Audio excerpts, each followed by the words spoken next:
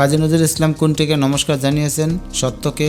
ভুলের মধ্য দিয়ে কিভাবে সত্যকে পাওয়া যায়, ভুল থেকে শিক্ষা নিয়ে। আমার পথ প্রবন্ধে স্পষ্ট কথা বলার প্রসঙ্গে নজরুল নিজেকে কার সঙ্গে তুলনা করেছেন? অভিশাপ রথে সারথীর সাথে। আমার পথ প্রবন্ধে লেখক কোন ভয়ে ভীত নন? রাজার ভয়ে। আমার পথ প্রবন্ধে লেখকের কর্ণধারকে? লেখক নিজে।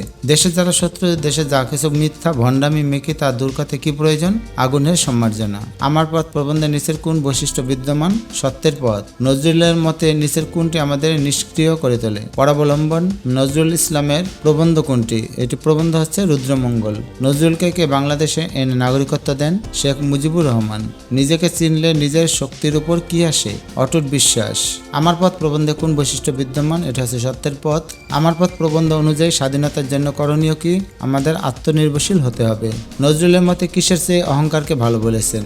এটা হচ্ছে মিথ্যা বিনয়। গান্ধীজির শেখানো নিজের উপর অটুট বিশ্বাস বলতে কি বুঝিয়েছেন?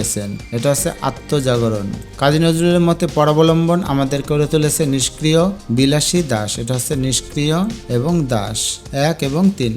জীবনে জীবন যোগ করা না হলে কৃত্রিম পণ্যে ব্যর্থ গানের পসরা। উদ্দীপকটিতে আমার পথ প্রবন্ধের যে দিকটি প্রকাশিত হয়েছে এটা হচ্ছে সত্যের বন্ধনা। গ্রিক পুরাণের গানের দেবতার নাম অ্যাপোলো। নজরুল কত বছর বয়সে লেটর দলে যোগ দেন? 12 বছর বয়সে। আমার পথ প্রবন্ধে লেখকের কর্ণধারকে?